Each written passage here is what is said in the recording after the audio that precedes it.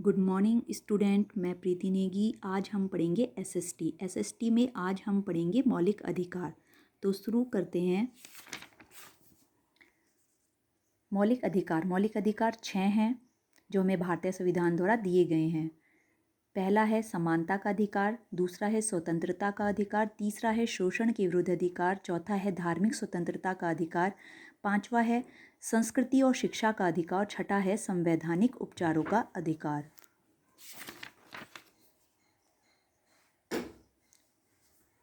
मौलिक अधिकार संयुक्त राज्य अमेरिका से लिए गए हैं। इनका वर्णन भाग 3 में है। ये 7 थे, अब 6 हैं। 1978 में संवैधानिक संशोधन 44वां करके 7वें मौलिक अधिकार संपत्ति के अधिकार को हटा दिया गया है। वर्तमान में 6 मौलिक अधिकारों को संवैधानिक संरक्षण प्राप्त है। सर्वप्रथम 1931 में रांची अधिवेशन में अध्यक्ष सरदार वल्लभ भाई पटेल कांग्रेस ने घोषणा पत्र में मूल अधिकारों की मांग की थी। अनुच्छेद 12 से 35 तक में ये वर्णित हैं। अनुच्छेद 12 और 13 में राज्यों की व्याख्या की गई है।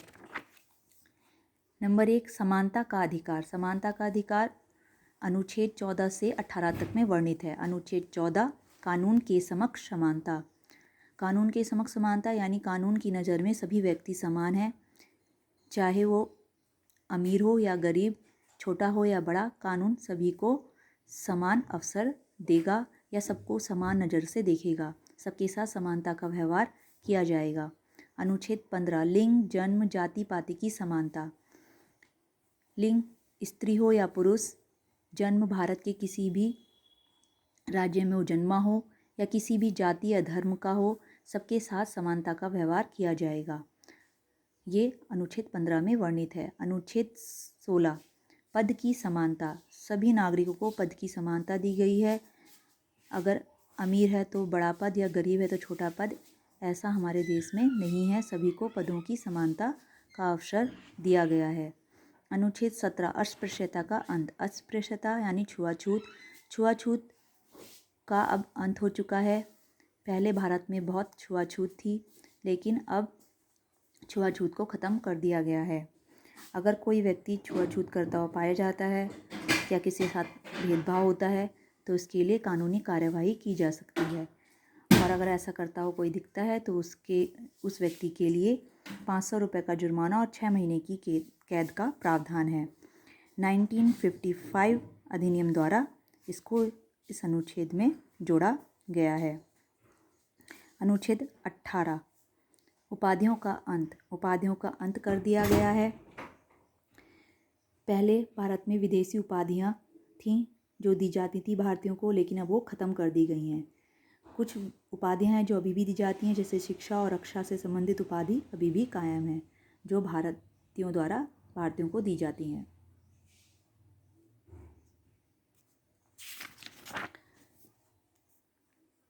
दूसरा, स्वतंत्रता का अधिकार अनुच्छेद 19 से 22 तक में वर्णित है। अनुच्छेद 19A, बोलने व प्रेस की स्वतंत्रता। हमारे देश में बोलने और प्रेस की स्वतंत्रता है। अपने विचारों को व्यक्त करने की, लिखने की हमें आज़ादी है। हम राष्ट्रीय हित के संबंध में कुछ भी लिख सकते हैं अथवा बोल सकते हैं। अनुच्छेद 19B, बिना अस्त्र शस्त्र के घूमने की आज़ादी। हमें बिना हथियारों के कहीं भी आने जाने की आज़ादी है। किसी भी देश में, अपने देश के अंदर किसी भी राज्य में हम बिना हथियारों के आ जा सकते हैं। 19C, संघ की स्वतंत्रता। हमें संघ बनाने की स्वतंत्रता है। संघ यानी यूनियन, संगठन, हमें बनाने की आज़ादी है। अनुच्छेद 19D, आवागमन की स्वतंत्रता। हमें देश के किसी भी हिस्से में जाने की आज़ादी है। किसी भी जगह हम आ जा सकते हैं बिना रोक टोक के। अनुच्छेद 19E, निवास की स्वतंत्रता। हमें कहीं भी निवास करने की स्वतंत्रता है। हम कहीं भी जाकर निवास कर सकते हैं। अनुच्छेद 19F, संपत्ति का अधिकार, जिसे अब हटा दिया गया है। 19G, व्यापार की स्वतंत्रता। हमें कहीं पे भी जाकर अपनी जीविका को चलाने या व्यापार करने की स्वतंत्रता है। अनुच्छेद 20, अपराध दोष सिद्ध के संबंध में इसमें प्रावधान किए गए हैं। जैसे किसी भी व्यक्ति को एक अपराध के लिए सिर्फ एक बार सज़ा मिलेगी। अपराध करते समय जो कानून है उसी के तहत सज़ा मिलेगी, ना कि पहले बनाए गए या बाद में बनाए गए कानून के तहत। किसी भी व्यक्ति को स्वयं के विरुद्ध न्यायालय में गवाही देने के लिए बाध्य नहीं किया जा सकता। कोई भी व्यक्ति अपने विरुद्ध न्यायालय में गवाही नहीं दे सकता। अनुच्छेद 21 प्राण एवं दैहिक स्वतंत्रता। प्राण एवं दैहिक स्वतंत्रता का अधिकार हमें अनुच्छेद 21 में दिया गया है। इसमें हमें जीवन का अधिकार, जीवन जीने का अधिकार और जीव संरक्षण का अधिकार, ये सब हमें अनुच्छेद 21 में दिया गया है। व्यक्तिगत स्वतंत्रता का अधिकार जिसे हम कह सकते हैं।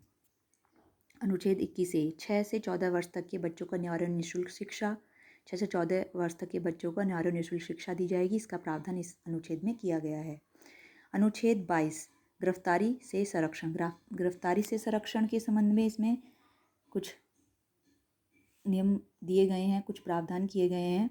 जैसे हिरासत में लेने का कारण बताना होगा, 24 घंटे के अंदर उसे दंडाधिकारी या जज के सामने पेश किया जाएगा जिस व्यक्ति को गिरफ्तार किया गया है, और जिस व्यक्ति को गिरफ्तार किया गया उसे अपने पसंद के वकील से सलाह लेने का अधिकार होगा। अनुच्छेद 3 शोषण के विरुद्ध अधिकार। अनुच्छेद 23 से 24 तक में वर्णित है। अनुच्छेद 23 मानव व्यापार पर रोक, यानी मानव देह पर रोक लगा दी गई है। पहले मानव का व्यापार किया जाता था, उन्हें गुलाम बनाया जाता था, उनसे काम कराया जाता जबरन, जैसे बंधुआ मजदूरी, इन सब पर अब रोक लगा दी गई है इस अनुच्छेद के अंतर्गत। अनुच्छेद 24 14 वर्ष से कम उम्र के बच्चों से काम लेने पर रोक। जो 14 वर्ष से कम उम्र के बच्चे हैं उनसे कारखानों में ज़बरदस्ती काम करवाए जाने पर रोक है, या उन्हें मानसिक शोषण या शारीरिक शोषण पर प्रतिबंध लगा दिया गया है इस अनुच्छेद के अंतर्गत। नंबर 4 धार्मिक स्वतंत्रता का अधिकार। अनुच्छेद 25 से 28 तक में वर्णित है। अनुच्छेद 25 किसी धर्म को मानने व प्रचार करने की स्वतंत्रता। हमें किसी भी धर्म को मानने की आज़ादी है, किसी भी धर्म को हम मान सकते हैं, उसका प्रचार कर सकते हैं, अंतःकरण की स्वतंत्रता दी गई है हमें। अनुच्छेद 26 धार्मिक प्रबंधन की स्वतंत्रता। किसी भी धर्म को मामलों को या कार्यवाही को या किसी भी धर्म कांड को के प्रबंध की हमें स्वतंत्रता दी गई है। किसी भी धार्मिक कार्यों का संचालन करने की हमें स्वतंत्रता दी गई है। अनुच्छेद 27 धार्मिक कार्यों में पैसे लगाने की छूट। कोई भी धार्मिक कर्मकांड हो उसमें हम कितना भी खर्चा कर सकते हैं, अपने पैसे लगा सकते हैं, इसकी हमें छूट दी गई है। अनुच्छेद 28 सरकारी शिक्षण संस्थाओं में धार्मिक शिक्षा का निषेध। सरकारी शिक्षण संस्थाओं में धार्मिक शिक्षा का निषेध किया गया है। कोई भी सरकारी स्कूल या सरकारी शिक्षण संस्थाएं हैं वहाँ पर किसी एक धर्म की शिक्षा नहीं दी जाएगी, सभी धर्मों को समान समझा जाएगा और समान शिक्षा दी जाएगी।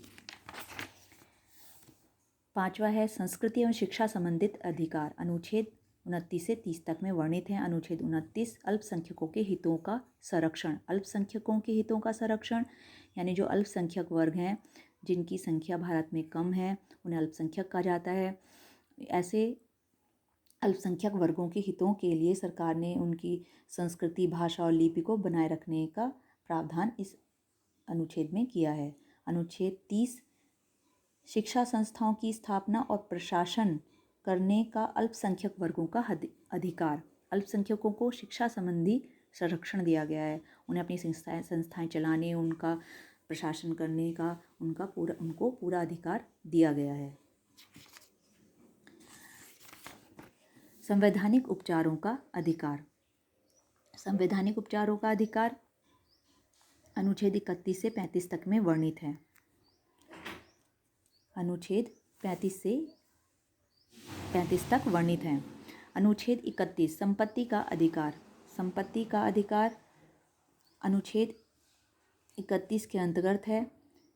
मूल अधिकार था, परंतु 44वें संवैधानिक संशोधन 1978 द्वारा इस अनुच्छेद को हटा दिया गया है। 1978 द्वारा अब इसे 300 क में एक विधिक अधिकार के रूप में रखा गया है। अनुच्छेद 32, जिसे संविधान की आत्मा भी कहा जाता है, सर्वोच्च न्यायालय को मूल अधिकारों का संरक्षक कहा जाता है। अगर आपके मौलिक अधिकारों का हनन होता है तो आप सुप्रीम कोर्ट या हाई कोर्ट में याचिका दायर कर सकते हैं। यह अनुच्छेद 32 में इसका प्रावधान किया गया है। अनुच्छेद 33, संसद को मूल अधिकार की लोक व्यवस्था बनाए रखने का भार सौंपा गया है। जो हमारी संसद है वो मूल अधिकारों की जो लोक व्यवस्था बनाए रखने का काम करती है, उसको इसका भार सौंपा गया है। अनुच्छेद 34, क्षतिपूर्ति संसद द्वारा की जाएगी। क्षतिपूर्ति यानी जो भी जब कभी आर्मी शासन लागू होता है या मार्शल लॉ के दौरान मूल अधिकारों का हनन होता है किसी व्यक्ति का, तो उस व्यक्ति की जो भी हानि होती है उसकी क्षतिपूर्ति जो है वो संसद द्वारा की जाएगी। इसमें प्रावधान किया गया है। अनुच्छेद 35, विधि निर्माण का अधिकार संघीय संसद को होगा। जो भी हमारे कानून है, मूल अधिकारों को प्रभावी बनाने के लिए जो भी कानून बनाने का अधिकार है वो संघीय संसद को होगा, ना कि विधान पालिकाओं को। ये अधिकार जो है वो संघीय संसद को दिया गया है, यानी केंद्र सरकार को दिया गया है इस अनुच्छेद के अंतर्गत। यह हमारा सबसे इम्पोर्टेंट अधिकार है, संवैधानिक उपचारों का अधिकार। परीक्षाओं में इसके बारे में सबसे ज़्यादा पूछा जाता है। इसे इसलिए संविधान की आत्मा या संविधान का हृदय कहा जाता है। आशा करती हूँ कि आपको ये समझ में आए होंगे। धन्यवाद।